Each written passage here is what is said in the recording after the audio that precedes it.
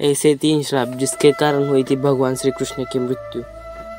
आखिर किसने दिया था भगवान श्री कृष्ण को मृत्यु का श्राप। वीडियो में आगे बढ़ने से पहले हमारे चैनल को सब्सक्राइब करके बेल आइकन को क्लिक करें। ये तो भगवान श्री कृष्ण स्वयं विष्णु जी के अवतार थे, फिर भी उन्हें महाभारत के अंत में अपने कुल का नाश देखना पड़ा और एक शिकारी के बाण से आहत होकर उन्हें अपने जान गंवानी पड़ी।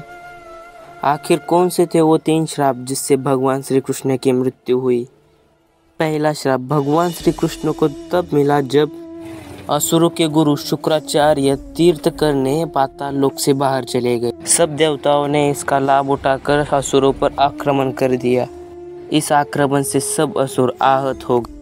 असुर अपनी जान बचाते बचाते शुक्राचार्य की माँ काव्य माता के पास पहुँचे। काव्य माता ने देवताओं पर एक ऐसा मंत्र फूंका जिससे देवताएं बेशुद्ध हो गए, जब तक शुक्राचार्य वापस नहीं आ जाते। जब भगवान विष्णु को यह ज्ञात हुआ तब अपने सुदर्शन चक्र से काव्य माता का वध कर दिया और मंत्र का प्रभाव समाप्त हो गया और युद्ध में देवताओं की विजय हो गई।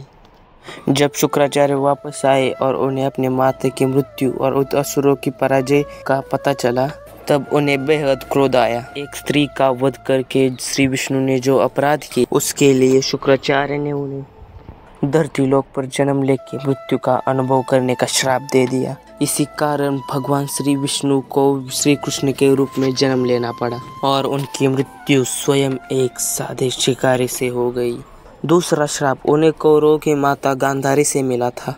दरअसल गांधारी ने महाभारत में हुए विध्वंस का कारण श्री कृष्ण को माना और श्री कृष्ण ने सत्य पे होते हुए भी अन्याय सहन कर लिया। इसीलिए उन्होंने श्री कृष्ण को श्राप दे दिया, आपका सारा कुल एक दूसरे को मार के खत्म हो जाएगा और स्वयं श्री कृष्ण सादे शिकारी के हाथों से मारे जाएंगे। ये वो खास श्राप था जिसके कारण सारा का सारा यदु कुल विनाश की तरफ बढ़ गया था। तीसरा श्राप भगवान श्री कृष्ण को नहीं बल्कि उनके पुत्र साम को मिला था, वो भी ऋषियों के द्वारा। साम की उद्दंड से ऋषियों ने उसको श्राप दे दिया कि लोहे के जिस शस्त्र को अपने पीठ पर बांधे प्रदर्शन कर रहे हैं वो उनके कुल का नाश का कारण बनेगा। साम ने राजा उग्रसेन के बोलने पर पूरे लोहे का ढोल बना दिया और उसे पूरा का पूरा समुद्र में डाल दिया। लेकिन एक मछली ने पूरे के पूरे उस धूल को निगल लिया और उसके पेट में एक खास प्रकार का धातु बन गया, उससे एक बाण बन गया।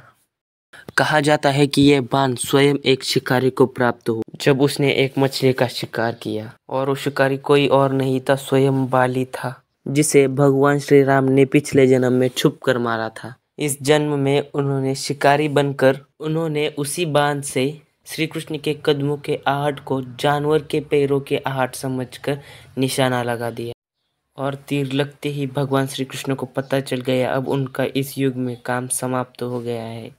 उन्होंने अपने लोक जाने का निश्चय कर लिया और इस तरह द्वापर युग में भगवान श्री कृष्ण की लीलाएं खत्म हो गई।